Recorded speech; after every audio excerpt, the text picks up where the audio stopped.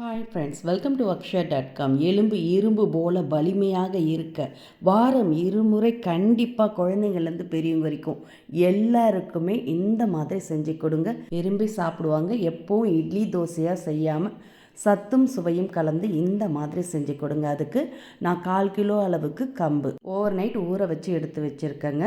அதிக நேரம் இல்லாட்டி நீங்கள் ஒரு 3 மணி நேரமாவது ஊற வச்சு எடுத்துக்கங்க. அதிலே கூட நல்லா ஊறி இருக்கும். இப்போ நான் ஓவர் நைட்டு ஊற வச்சதுனால கம்பு நல்லாவே ஊறி இருக்குது. இதில் இருக்க தண்ணியை வடிகட்டிட்டு இந்த கம்பு எல்லாத்தையும் மிக்சர் ஜாருக்கு மாற்றிக்கங்க. அந்த ஊற வச்ச தண்ணியை வேஸ்ட் பண்ண வேண்டியதில்லை. அந்த தண்ணீரை கொஞ்சம் கொஞ்சமாக சேர்த்து அரைச்சிக்கலாம். இப்போ மிக்சர் ஜாரில் கம்பு எல்லாத்தையும் மாற்றிட்டு இதோட தோல் சீவன இஞ்சி துண்டு கொஞ்சம், கூடவே 3 வரமிளகாய் காம்பை கிள்ளிட்டு சேர்த்துக்கங்க. 1 டீஸ்பூன் அளவுக்கு சீரகம், 1 டீஸ்பூன் அளவுக்கு உப்பு சேர்த்து நல்லா ஒரு ஓட்டி எடுத்துகிட்டு வந்த பிறகு அதுக்கப்புறமா தண்ணீரை கொஞ்சம் கொஞ்சமாக சேர்த்து இது மாதிரி மைய அரைச்சி எடுத்துக்கங்க. என்ன தான் அரைச்சாலும் கம்பு கொஞ்சம் கொரகொரப்பாக தாங்க அரைப்பட்டு வரும். பரவாயில்ல, அதை அப்படியே ஒரு மிக்சிங் பவுலுக்கு மாற்றிக்கங்க. கொஞ்சமாக மிக்சர் ஜாரில் தண்ணீர் விட்டு அலசி ஊற்றிக்கங்க.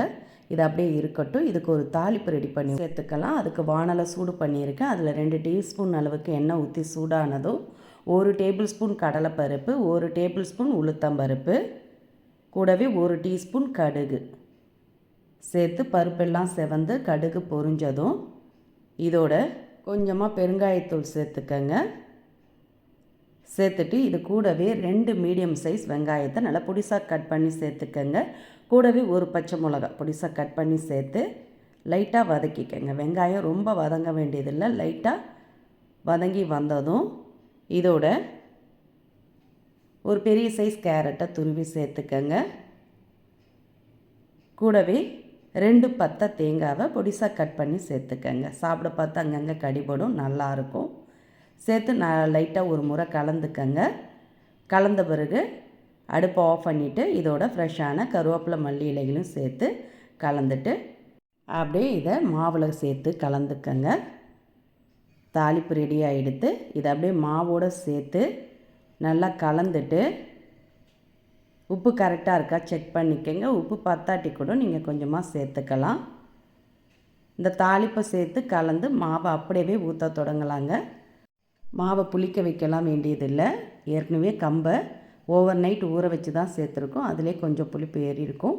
அதனால் இந்த பக்குவத்திலே நீங்கள் அடை தோசையாக சுட்டு எடுத்துக்கலாம். மாவு கரெக்டாக இந்த பதத்தில் தாங்க இருக்கணும், ரொம்ப தண்ணியாக இல்லாமல். இப்போ சுட்டு எடுக்கிறதுக்கு தவாவை சூடு பண்ணியிருக்கேன். அதில் கொஞ்சமாக எண்ணெய் விட்டு தவாவை துடைச்ச பிறகு கலந்து வச்ச மாவுலேருந்து 1.5 கரண்டி அளவு மாவை ஊற்றி ரொம்ப மெலிசாக இல்லாமல் லைட்டாக திக்காக தீத்திக்கங்க. தீத்தி சுற்றிரும் கொஞ்சமாக எண்ணெய் விட்டுக்கங்க. நல்லெண்ணெய் விட்டு சுட்டிங்கன்னா நல்லா அருமையாக மணமாக இருக்கும் சாப்பிட. இப்போ ஒரு சைடு வெந்து செவந்ததும் அப்படியே திருப்பி போட்டுக்கங்க. வேகும்போதே நல்ல மணமாக சூப்பராக இருக்குங்க. இப்போ இதை திருப்பி போட்டு கொஞ்சமாக எண்ணெய் விட்டு 2 சைடுமே வெந்து செவந்ததும் எடுத்து பிளேட்டுக்கு மாற்றி சுட சுட பரிமாறலாம். எப்போவும் ஒரே மாதிரி இட்லி தோசையாக செய்யாமல் வாரத்தில் 2 நாள் இந்த மாதிரி ஹெல்த்தியான பிரேக்ஃபாஸ்ட்டை செஞ்சு கொடுங்க. இதை நீங்கள் லன்ச் பாக்ஸ்லேயும் வச்சு அனுப்பலாம். காலையில் பிரேக்ஃபாஸ்ட்டாக செஞ்சு கொடுக்கலாம். 2 சாப்பிட்டாலே வயிறு ஃபில்லிங்காக இருக்குங்க. இதை நீங்கள் மாலை நேர உணவாகவும் செஞ்சு கொடுக்கலாங்க. சாப்பிட ரொம்ப ரொம்ப அருமையாக சூப்பராக சுவையாக இருக்கும். நம்ம சேர்த்த தாளிப்பு தேங்காய், கேரட், வெங்காயம், மிளகாய் எல்லாம் சேர்த்ததுனால காரசாரமாக அருமையாக இருக்கும். எப்போவும் ஒரே மாதிரி செய்யாமல் இது மாதிரி கம்பு வச்சு ஹெல்த்தியான இந்த அடை தோசை ரெசிப்பியை நீங்களும் இதே மாதிரி இதே அளவுகளோட கண்டிப்பாக ட்ரை பண்ணி பாருங்கள். ட்ரை பண்ணி பார்த்துட்டு உங்களோட கருத்துக்களை கமெண்டில் தெரிவிங்க. ஊற வைக்கிற நேரம் தான் அதிகப்படியே தவிர செய்யறதுக்கு நேரம் அதிகம் எடுக்காதுங்க. நினச்ச உடனே 10 நிமிஷத்துலேயே செஞ்சு முடிச்சிடலாம்.